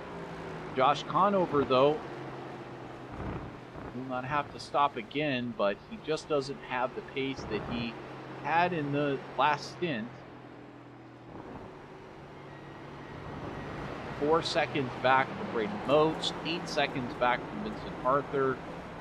So if he did want to get back up and possibly challenge for victory here tonight, he's got a long ways to go. Vincent Arthur, a little slow on the track there for a moment. Gap comes down a little bit, 2.66 seconds back to Brady Motes. So I don't know, is Brady in fact catching him? That time Brady, of course, hot tires and everything, 214.77. Vincent Arthur's 218.45. There Arthur goes off, so we've got a race on our hands. Here's Brady Motes. Now I do believe again Brady is going to have to come in and pit, but I have been wrong about these things before. Either way, Brady might give it another shot, and all of this is going to give a chance to Josh Conover to catch up to this duo. So Conover now just 7 seconds back of Vincent Arthur. And Motes got close enough there that he was sensing a little bit of blood in the water for Vincent Arthur. So is it possible that Arthur is starting to actually struggle like a mere mortal? Anything is, I guess, possible, but I have a feeling that Arthur will recover and be able to close this one out, but we will see. That's why we go out there and race. 11 laps to go. Brady Motes has Vincent Arthur in his sights, although Arthur starting to disappear a little bit away onto the horizon there. Now the gap over a second. 7.4 seconds back to Josh Conover. And then Ronnie Norman a full 47 seconds adrift. 39 seconds adrift of Conover. So really not a challenge surmounting for third place at all. But Ronnie Norman, he's done a lot to get up into that 4th spot. I can tell you that. He's currently up 2 spots on tonight for Flatline. And if Brady does pit, there is a chance that Ronnie Norman ends up in that 3rd spot. But I do think that given the length on the pit stop, etc., it still looks like Brady Motes is going to emerge in 3rd. And possibly Ronnie is going to have to work a little harder to get that 3rd spot away. But we will see, as we do still have that 11 laps remaining. And on lap number 31 here for Vincent Arthur. Now opening it up to closer to a 2-second gap.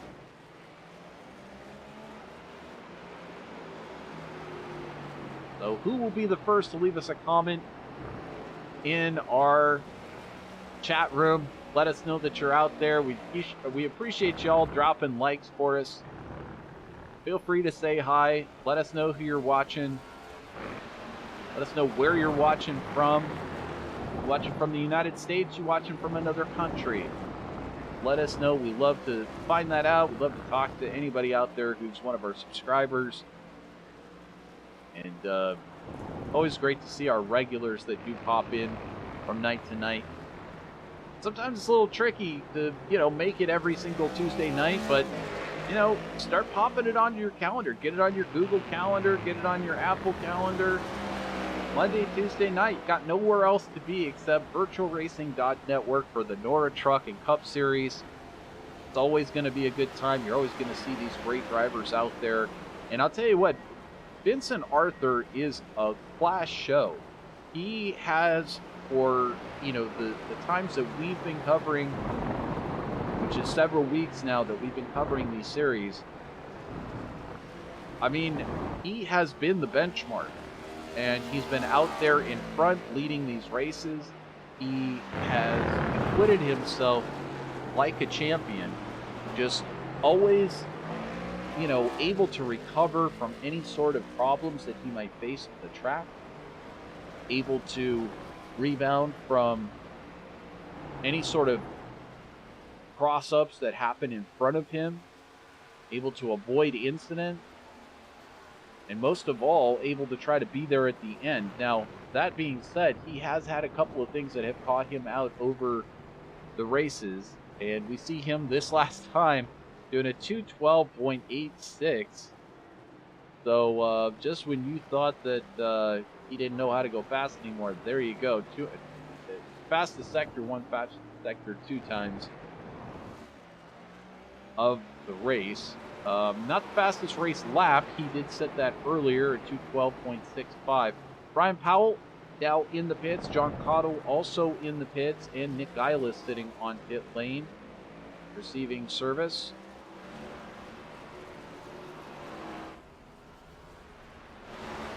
And you see Powell loses it on cold tires in pit lane. I think that's just a little bit more of what we saw from earlier. Drivers basically race off pit road, but Powell will lose a lot of time there, all the way back to 9th place, which is where he qualified. Now, just in front of Vincent Arthur, going to come around, put Cottle a lap down, and march right around Powell. So Arthur already lapping up to 9th place thus far, and just kind of continuing his reign of terror here on the NORA Cup Series. Fastest sector 2 time that time for him, 2:13.37. His last lap time, over a second faster, just about a second faster, than Brady Modes. So, in fact, yes, over a second, I was correct. Cody Height now pitting from that 5th place. For Harper, this will, of course, be his last stop with 9 laps remaining. And back in front, Vincent Arthur for Flatline Motorsports. Manchester, Maryland. I mean, I can't even believe that, if I'm being completely honest, he's just one of these drivers that when I look at his age, as you see it displayed there, and this has happened before. This is just, you run into this with teenagers that, first of all, have a mature sounding voice. So you talk to them and you'd never know that they were a teenager. But second of all, they drive like they've got twice the experience that they do. Now, it's possible, we'll have to ask Vincent how long he's been sim racing for and what his kind of experience has been. But it's true that he is just able to go out there and do what you can in this iRacing service. And really, that is, you're looking for the big separation between the drivers that routinely come in first, second, and third in these races and the rest of the field. And they all kind of have this same sort of caliber that Vincent Arthur has, where he's able to, I mean, sure, he does take occasional off tracks.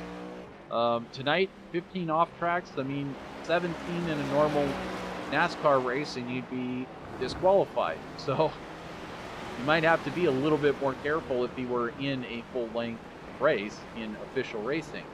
But the reality is that even those off tracks, at a track like this, I mean, it's easy to have an off track. It's not like you're, putting a wheel off the actual track into the grass every time that you have an off track. You might just be going out in the paint a little bit. But he's kept it together each and every lap. He really hasn't, gotten sideways. He hasn't spun out. We've seen Conover have problems. We've seen Motes have problems. We've seen Ronnie Norman have, Cody Height, Matthew George. That's your top 6 right now. All from second back to 6th. They've all had issues. But we have not seen Vincent Arthur, save for just going a little deep into a corner, have an issue. And really, that's what you got to do. You've got to minimize those mistakes. And I talked to Vincent after the race last night as well about picking his way through traffic. I have to ask him about it again tonight, because just like that, getting through traffic on a track like this, obviously on an oval it means a lot too, but on a road course, you encounter so many different situations on different corners that it's not just the same thing every time. Pass to the high side, pass to the low side. You have to see the kind of momentum that the cars in front of you are having, and sometimes they're embroiled in a battle, and they may be in a battle for 15th place, but they're fighting it out tooth and nail, and you got to find a way to get through. So we'll have to ask him tonight what he thought of the traffic and kicking through tonight. But either way, as I mentioned, the benchmark for all of these drivers to try to achieve out there, and certainly the driver that, when you look at going forward and the rest of the season here, when we go to Mid-Ohio Sports Car Course, that'll be July 10th. And, I mean, realistically, I don't know that you could pick anybody else who would be more of a favorite here. And it's one of those things where these drivers are going to have to look at it, and he's somebody who's always up there at the front in these ovals as well. So, if there's a driver that you want to try to figure out what he's doing, he may only be 19. But he is certainly a driver that I would be studying what his turning is like. What did he do? I would go back and watch this entire race on the replay, and I'd watch it from his point of view. I would see how he handled his car through all of these different circumstances, and just kind of start making mental notes of these things, because it's not about emulating necessarily what the top driver does, just sort of learning how he gets through these races. When he has a problem, how does he correct it? How is he, you look at his lap time. Last time at 2:13.17. Faster than everybody by far. And yet, you have to go and look at where he's traveling on the track. Does it look like he's backing the corners up, and so he's getting good braking performance and not abusing the tires? A lot of times, you watch a driver like this and their inputs, and they don't look like they're pushing the envelope. They just don't look like, they're. If we watch here, we watch Vincent on board, super smooth. He's not going off the track. He's not braking super deep into turn one. It's just very much on point. Even if the car drifts off a little bit, he brings it back. See him through the S's. Just absolutely beautiful driving through the S's. And this is one of the most difficult corners right here to get that car to go all the way back into the left. Get the setup over this curving to the right. Carry a lot of that curving on the left. Those S's are some of the trickiest to get right. It's such a difficult, complex section, and it takes a while to learn, really, to get how to get that line exactly right through each one of those corners. But I'd have to say, all the rest of the track, save for like maybe one corner or something, is easier than that S section. That is by far just the rhythm having to come through there and having to nail with precision each and every one of those inputs. Otherwise, you take too much curb, you go bouncing off that inside apex to the outside. But the point is that you go back and you study a driver like Vincent Arthur, and you really watch and see how he manages to do it, not just on new tires, but on old tires, how he manages to make passes on other drivers. Well worth studying. and pretty exciting stuff. Now here, we can see Brady Motes and Josh Conover. Conover just got by Brady Motes for that second spot as I was rambling and ranting about my great appreciation for the quality of Vincent Arthur's driving. Motes now tracking Conover, and Conover is now 30-second gap to Vincent Arthur. But Motes couldn't hardly get a piece of paper between him and his front bumper and the rear bumper of Conover. There, Motes takes that dip down the inside. So now Conover, is he going to have a chance at it? Looking out the back of Motes' machine.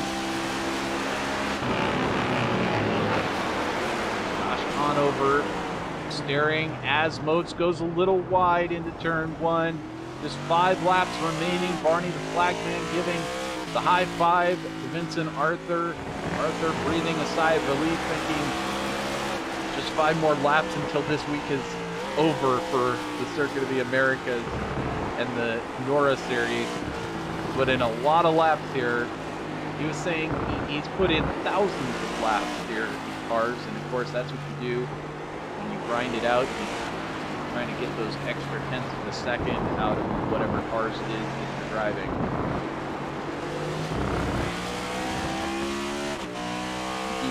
But you know, a couple of years ago when I was taking official racing really seriously, trying to get championships, managed to get up there in the top 10 a couple of times in the IndyCar Open Championship, and it was a lot of fun. Didn't really have the type of team support that you need to get the absolute best setup. So I was doing a lot of the grinding for the setup myself, and just in the process of grinding those setups, if you're really looking for every tenth of a second, go to a circuit, you know, a track like this, and it may seem, as these drivers now come around, they find the number 9 car sitting sideways on the track, and that allows Motes and Conover to race it out side by side. I was just going to say, if you're out there grinding setups, I mean, it's not that hard to put in 200 to 500 laps at a track like this, just in grinding the setups, let alone really trying to improve your racecraft. And so to say that you put in thousands of laps, especially if you're online a lot, you're racing a lot. I mean, Circuit of the Americas is getting used a lot by a lot of different series, so very easy to do, and yet it's shocking to say I put in thousands of laps here at Circuit of the Americas. But he has, and it shows. Vincent Arthur out there in front. So why don't we go ahead and let Vincent tow you around here. This is what it's like to ride with last night's race winner and possibly tonight's race winner, Vincent Arthur, as he continues around here. Feel free to turn it up as I give you a little bit more of the juice of one of these NASCAR Next Gen.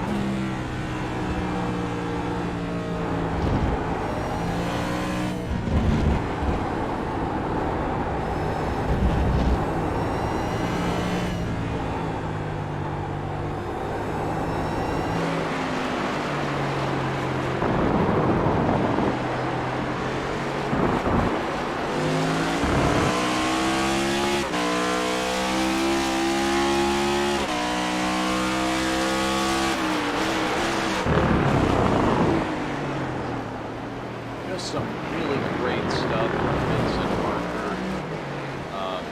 Not the fastest lap that time around at 2:15.08, but hey, when you've got a 32-second advantage, you can start to give up a little bit of time on the track. In the meantime, we did see Ronnie Norman having to stop in for pits. Also, Jake Christenberry having to make the last second pit stop there. Sure, they did have it quite calculated out right on the field. But you can see Conover now making that move down the inside.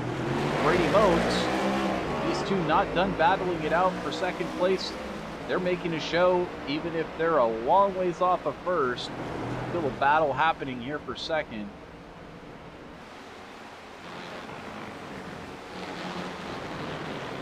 Conover leading the duo now. And it looks like Boat's going to try a last-second move. And my goodness, they are racing side by side. Here comes Boats on the inside of Conover. Almost getting by the 25 there. They're still side by side. The 25 surges ahead here with just 2 laps remaining. These drivers battling it out for second place.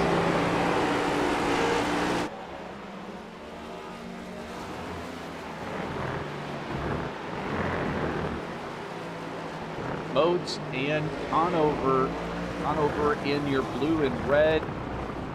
Modes in the white, black, and red, and Boats takes it deep into that final corner. Conover pours the coal to it. It's a drag race down the front straightaway with just 2 laps remaining here. It looks like Conover emerges ahead. No, is it Motes ahead? Motes having to take the long way through turn number 1. They encounter some traffic. It's John Cottle just up in front. Motes just manages to squeeze in front, but Conover right back there again to try to force the issue. Conover trying to do the crossover, but now going through the S's section. Very difficult to try to make a pass through here. Cottle tucking in behind. Now the first car a lap down. So Boats and Conover still going side by side. Conover goes way out wide there, but Conover somehow pulls off the pass, or manages to stay in front of John Cottle, and he still manages to bring it back on track. Now Conover making it a battle for second place again, as he has not fallen too far back. Conover looking left, looking right. On board with Conover now.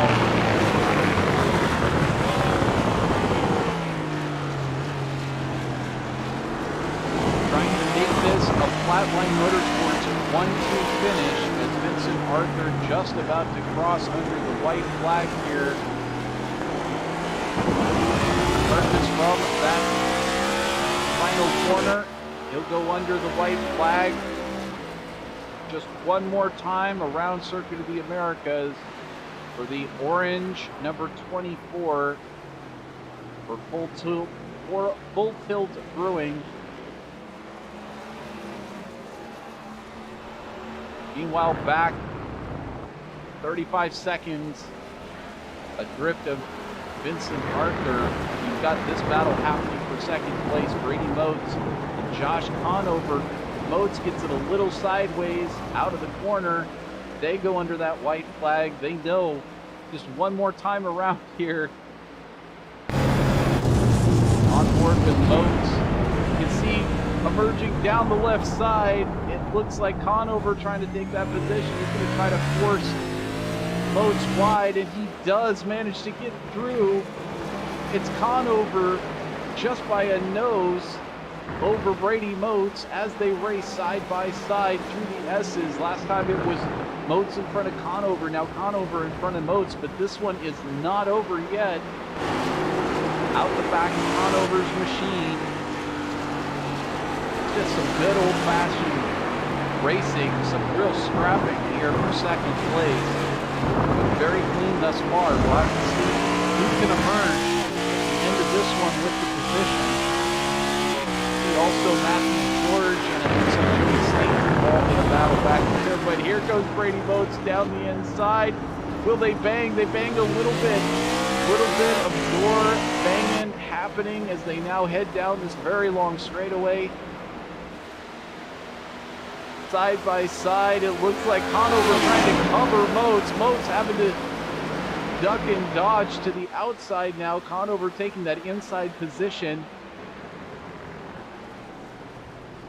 This is some classic road racing stuff as Vincent Arthur makes his way around the final corner.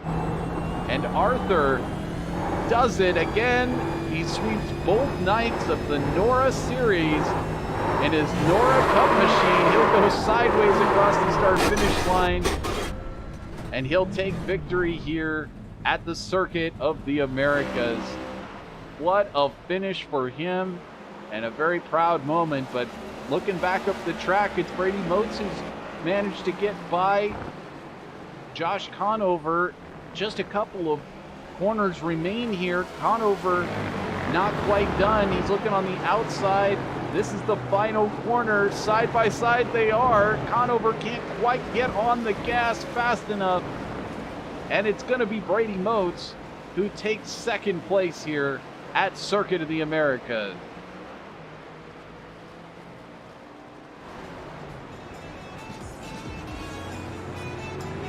Oh my goodness, what a race. Congratulations to these drivers. Vincent Arthur continuing to circulate as this one starts to finish up here. We got fourth place Ronnie Norman.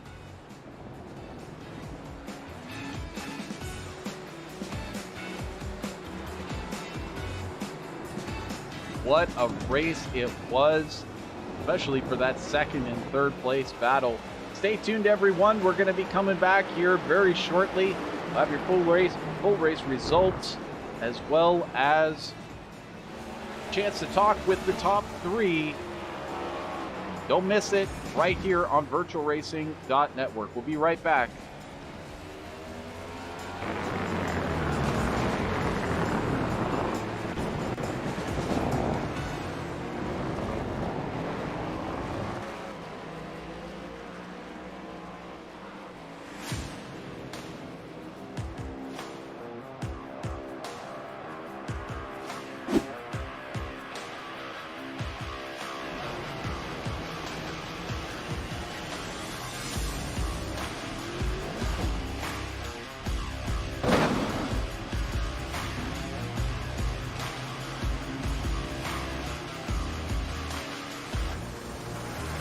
So there you can see on your screen the final race results from tonight's event.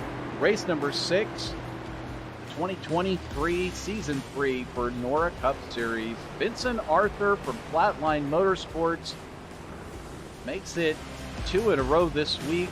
Took victory last night here in the Truck Series, and he does it again tonight in the Cup Series. Is there anything that Vincent can't do? Awesome racing by him for a couple of great nights, really basically unchallenged. So got to say that going forward, as far as road courses are concerned, he has got to be the absolute favorite. Brady Motes taking second place. Terrific run from him and Brian Powell Motorsports, and he did everything to earn that second place, as he had a multiple lap long battle with Josh Conover, and that goes back through the whole rest of the race. He really did his best to, we can see Vincent celebrating there on the track, getting some donuts in.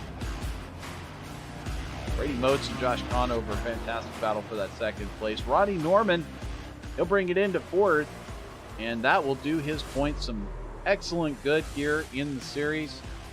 He's, and we watched Vincent Arthur celebrate around this entire track, just like a champion, saluting all of these virtual fans in the stands, giving them something. They paid for those tickets. Why not? Give them a show, put up a little bit of smoke.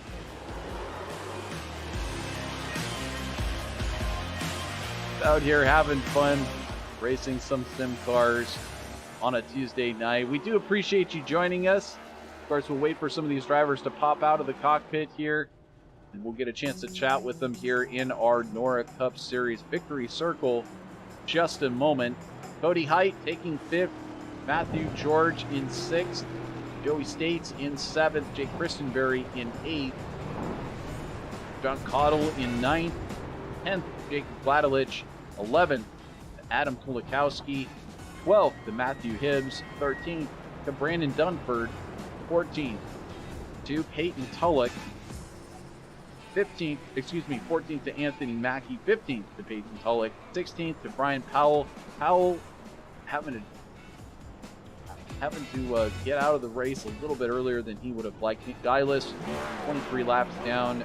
Joshua Curry, 24 laps down. And our final runner, Timothy Harper, 37 laps off, and Jonathan Daughtry never really got going there. So with that, we're going to take a look over into our victory circle area and see if we can find our third place finisher, Josh Conover. See if we can get a chat with him. So we'll see if we can pull him in. A lot of these drivers just now hopping off of the track, and possibly, you got the possible bio breaks. You got to wipe the sweat off your brow. And I can only imagine as we pull Josh Conover in here.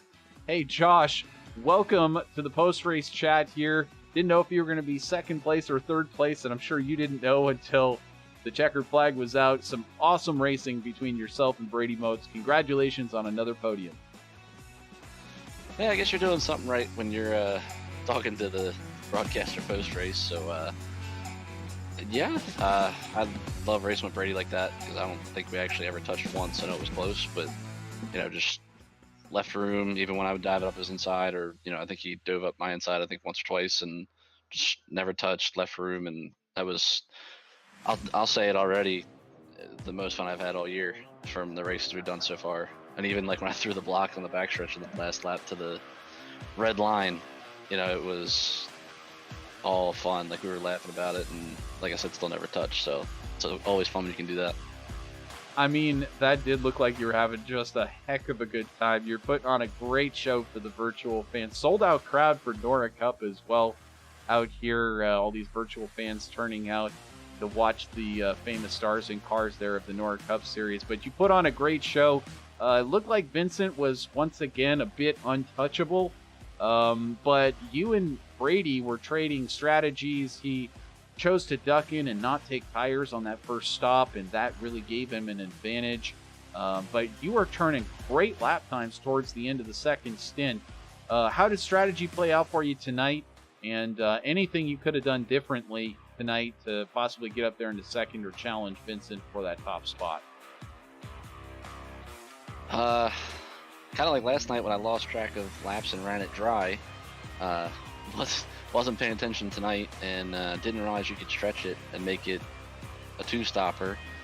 So I pitted a little earlier just to try and get the cold tire stint out of the way, like on the tires, to hopefully gain on Vincent in the first pit stop. And then he said he was going to try and stretch it and make it, just a two-stopper instead of a three like everybody else. And I kind of checked my gauges, like, I just need to save a gallon, the same as last night. So I kind of put my head down and started saving. And then I think when Brady came back out after he pitted again, I was about a gallon to the good. So from there on, I went into full push, and we battled from there on out. It was a heck of a battle, and we saw you two engaged battling numerous times through the race. At the same time, you did seem to have a great running car. We're setting fast laps there. There was a time where you were under 8 seconds to Vincent Arthur. In fact, you took it even under 6 seconds. So what was the difference there? Was it just that you were on low fuel? Because you were able to turn times that were in 2:15 and 2:14, and Vincent Arthur was up there in the 2:15s. Was it just that you had to get more fuel there for the final stint? What caused you to not be able to get those lap times in again and be able to chase down Arthur? Well, kind of like I said last night, he's just, I'll use a different term for tonight. He's just an alien on on road racing. I actually teamed up with him and Guyless and Hibbs for the Daytona 24. We ended up winning our split. So that's just he's just quick. He runs a lot of the GT3 stuff. I know that. I think he had mentioned he runs like the Formula One cars, so he knows his way around the tracks, and he's just consistent. I almost spun a couple times, and I'm looking at my lap time compared to his, and he's still running around the same lap time. So he's consistent and just overall has pace. So to beat that, you have to be 110%. 100 isn't even going to get it done for you. You got to be perfect and then some. But yeah, just like I said, just wasn't paying attention to my gauges tonight again, and pitted too early tonight, and then went into save mode. And like I said, once Brady came up behind me, I think I saved like another lap, and then race was on. But like I said, that was anytime Brady and I can have a chance to race like that, it's typically clean, unless it's obviously like a Martinsville or something. But just hopefully we put on a good show, because I'm sure road racing can get strung out and kind of boring. But hopefully it was a good show, because I know, like I said, him and I were just thrilled to be a part of it, and like I said, just keep it clean. Absolutely, you did put on a great show. Of course, next week we change it up and we go back to the good old ovals, just left-hand turning only. But it is a little bit back to the normal ovals, where we have Texas Motor Speedway, but then to Bristol Dirt, Martinsville, a couple of short tracks.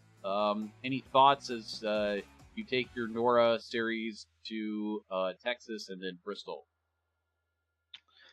I'll say it depends on the time of year for Texas. I think a couple years ago the trucks went there maybe in the playoffs, I believe, and I got wrecked by a lapper leading. And I think last year we went there around this same time, like earlier in the year. I think I ended up finishing podium or top 5 or so. So that place is kind of a love-hate relationship. Bristol Dirt, I actually run dirt in real life with my brother Jason, so I'm sure him, along with myself and a couple others, have that one circled for when the schedule gets released. We see Bristol Dirt, and that's our one race to hopefully grab the win and secure a playoff spot, and maybe steal one from the Cup guys. Play spoiler and lock whatever car I'm in for that night into the owners' playoffs too. Well, that might be a card up your sleeve. The ace up your sleeve there is you have some real life experience on the dirt. We'll see whether that pays off in 2 weeks. Next week, though, as you said, Texas Motor Speedway. It's always a fun track and some high speed, and great chance to see these cars doing what they do best, and that is going high speed side by side into some high banks. Anybody that you'd like to thank before we move on with the broadcast? Always start out with the broadcaster, you for coming on. I know I think Ronnie had said he kind of was talking to you about it, and we got you in here, and I enjoy going back and watching, like, the coverage. Everybody that showed up, normally road courses tend to have a fall off, but I think we were 3 short of having the same field size as the truck race last night, so that's always a bonus. Teammate Vince for his win, teammate Ronnie for getting a top 5, and Matt was right there at 6. So good night for the Flatline boys. Like I said, obviously congrats to Vince. He's an alien when it comes to road racing, and just tip of the cap to Brady. Like I said, it's always fun to be door to door and inches from somebody and not have to worry about getting sent off the track or touch in and stuff like that and getting wrecked. So it was fun. Like I said, hopefully you put on a good show. Absolutely was a great show. Thanks so much for joining us, Josh. Congratulations on another podium, my friend. Appreciate it. Thank you. That's Josh Conover. Flatline Motorsports got a lot to be proud of tonight. 5 cars in the top 4 cars in the top 6. And that is nothing short of some pretty awesome stuff. So there'll be some champagne corks popping tonight at Flatline HQ. But first, go ahead and talk about the car that sandwiched, or was caught in the Flatline sandwich there, the Brian Powell Motorsports car of Brady Motes. We're going to get over and bring him in here. There we go. We got you. Hey, Brady, you got me? Hey, Brady, can you hear me? Yeah, I got you, Trevor. There he is. Hey, Brady, congratulations. Awesome stuff in second place. We were talking with Josh about that fabulous finish. Just multiple laps of you two hammer and nail, just going at each other, battling side by side over every corner of this circuit. What was it like from your standpoint, and how did that play into tonight? Did you get the strategy that you want, and was that what got you up into second? Yeah, I feel like I did realistically. I just told him I was like I'm just gonna drive the wheels off of it and just hope. 'Cause I know he was back there saving. I knew I really had nothing for Vince, but he classed the field. But I just was like I'm just gonna drive it as hard as I can, and then just hope that I can get out far enough out in front to where I go in and take my 5.5 gallons that I can come out. I just took gas, no tires. That could just come out racing him, And then, came out, raced him for 3 laps side by side around here with making minimal contact. And just to say that and actually execute that is awesome, to go around here and not really bang doors and beat the heck out of each other to try and pass one another is tough to do. And it's a lot of fun doing it whenever you're up here with the class of the field, like guys like Ronnie, Josh, Vince. They're now, the I've strived for. I've been in this league for 2 years and tried my best to get up here and race with these guys. And I'm just honored to be up here now and be able to sit on the podium with them. But it's a long road, hard work, but hey, we made it. Well, not only that, but you managed to break up this Flatline Motorsports juggernaut that's up here at the top of this order. They're pretty. They're looking pretty formidable. But Brian Powell Motorsports getting up there with your Ford, the number 15 up there. Now, talk a little bit about strategy tonight. You did that first stop, make a pretty smart call. You did not take on tires, and it looked like you were still able to put in great lap times. For a while, it looked like it might just be you and Vincent battling it out with strategies. How did that factor in tonight? And then the rest of the race, did you feel like you had a strategy to compete?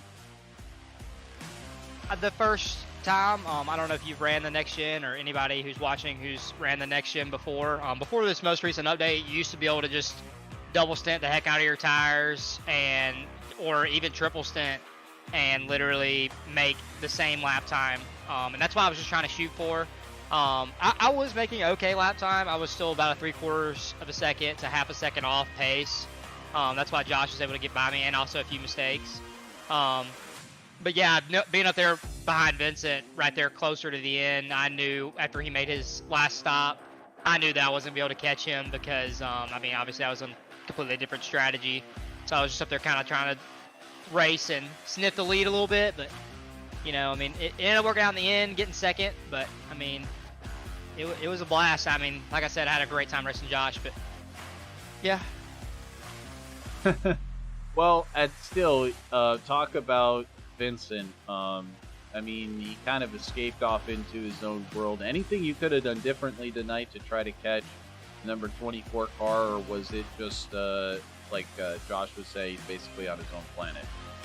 Yeah, he's on his own planet, but I feel like it just comes with seat time and just learning, your limits and everything and all that. Some of us are more blessed. I'm definitely not more blessed. I've had to work really hard to get some decent amount of pace. So, but yeah, like with him, it's just all about me getting more laps in and be able to catch him, and that's my goal, is just to pretty much be up there racing for the lead one day with those guys and just compete better. But yeah, it all comes down to just making laps, and then sometimes you're just gifted with it, and he's definitely got the gift, that's for sure.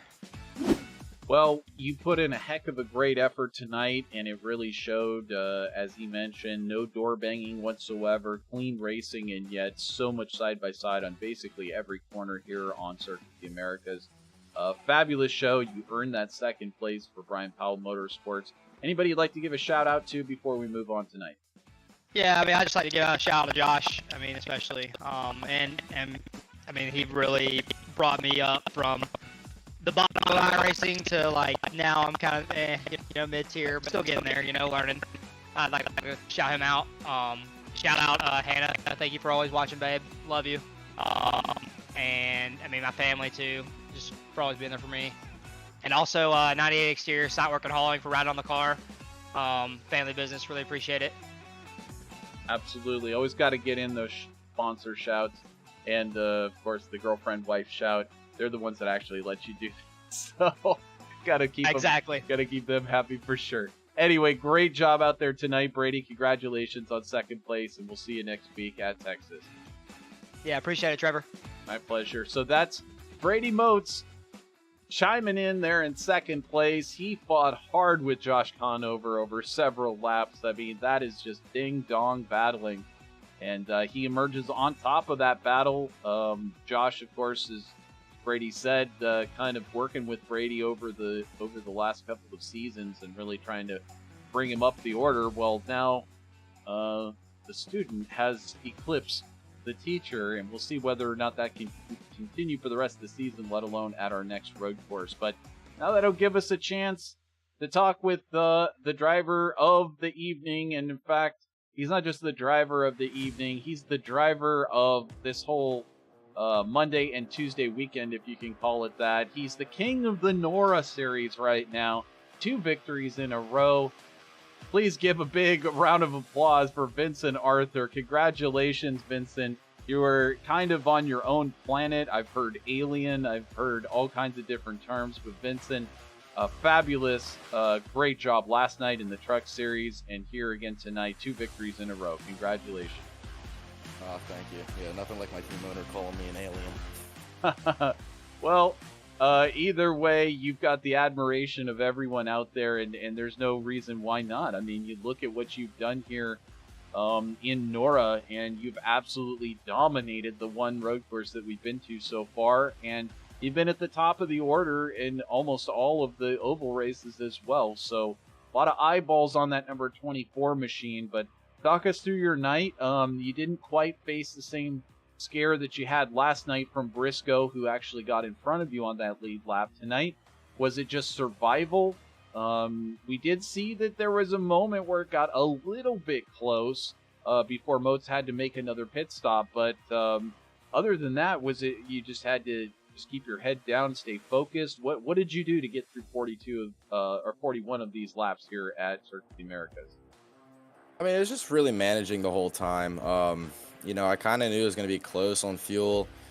We could stretch it to do the 2 stops, but I wanted to make sure that I had enough fuel in that third stint to not have to save anymore. So the first stint, kind of, you know, managing, pushing, just trying to get an extra lap. Then that second stint, you know, it was managing, hardcore saving. I ended up giving myself 2 extra laps. So, you know, I hit that number.